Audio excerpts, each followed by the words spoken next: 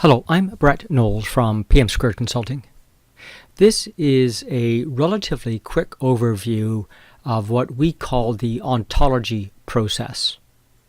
Now, the ontology, by definition, if you take a look at Wikipedia, says it's a branch of metaphysics dealing with the nature of beings, and in particular, a set of concepts and categories in a subject area or domain that shows their properties and relationships between them. And this is a critical activity in looking at an organization's ability to execute their strategy. So we should be able to take a look at strategic objectives as a subject area and the properties and relationships between them being exhibited by the activities we do. Now, the easiest example that we can all think of an ontology is the periodic table. And in the periodic table, across the top, we list the groups that molecules belong to, and down the side, the periods. And in fact, this allows us to organize the molecules by groups. In an organization, the ontology is formed by taking a look at our strategic goals and their priorities down the left axis. And across the top, the activities, the things that we do, which are either processes, things that go on day in, day out, or projects, things that are specifically funded with a defined beginning and ending and a deliverable in the middle. So let's set up that periodic table or ontology for the business. Now, for the strategic goals, for clarity, I'm just going to letter them A, B, C, D. And the activities, be they processes or projects, I'm going to number them 1 through to 8. So if we take a look at one of these activities, let's say activity 1, and we put an X down to represent where it has a strong impact, objective 1 impacts, process 1 impacts objective A, C, and D. Or to say another way, if process 1 critically failed for some reason, it is going to jeopardize our ability to achieve objective A, our objective C, and our objective D. I often think of this as sort of home examples. So if my child fails at the process called homework, they're likely to fail at being able to achieve their math score, their English score, and so forth. So processes. Now, if we score a different process, let's say process 2, maybe it impacts B and D.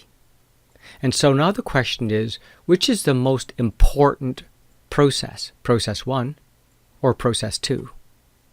Now, we might make the mistake of thinking process 1 is the most important one because it has more X's. But if we take a look at how important these objectives are, a weighting, we'll see that process 1, in fact, touches 50%, 10 plus 20 plus 20, 50% of the strategy, yet process 2 touches 70%, 50 plus 20. So now when we add in the strategic priorities, process 2 appears to be more important. So the idea of understanding strategic priority and strategy tells us which activities are more important to the success of the business. Now we can take this a step further and score them high, medium, and low. So in this case, process 1 has a high impact on 10 and 20 and a low impact on 20, and has a high impact for process 2 on 50 and low on 20. So now if I score a third one, process 3, we can now see that in fact process 3 becomes most important because it also touches 70% of the strategy, but has a high impact on the 20% as well. So this is what we call the ontology. In fact, to make life simple, based on the scores, we color these. And so what I might see is for the light gray is where there's a moderate impact or low impact, and the black is where there's a high impact. So I can quickly see where, if I'm running process 1, I need to be focusing my efforts, or process 2, or process 3. I can also see cross-functionally. I can see for strategic goal B, which departments need to work together or processes in order to achieve success. So that's the ontology concept. now I'm going to show you an example from a client. So in this case, they have their strategic objectives, their weightings for this year, and across the top, some core activities inside that organization.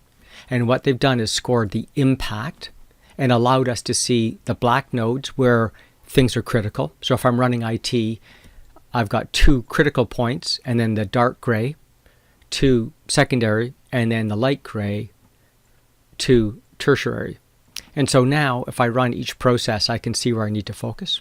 I can see horizontally what natural teams need to be created for strategic success. And I could even score either horizontally or vertically. I can begin to see which are my supercritical processes based on score, and which are my supercritical strategic objectives based on process support. So that's an example of ontology.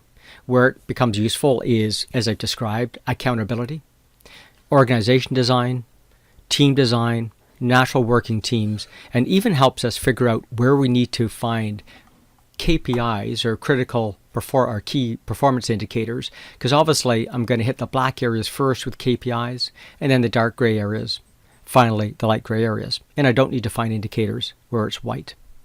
So that's a quick overview of the ontology process.